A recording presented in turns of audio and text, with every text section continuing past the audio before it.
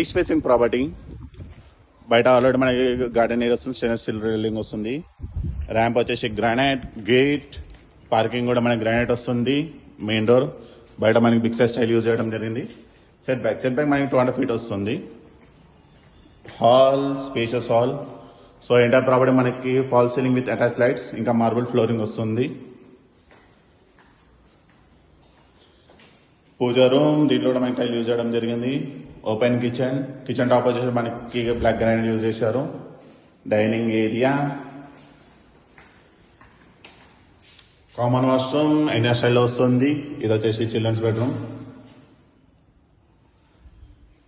ఇది వచ్చేసి master bedroom. Master bedroom లో 2 బిగ్ సైజ్ విండోస్ వస్తాయి. ఇది వచ్చి అటాచ్ వాష్రూమ్.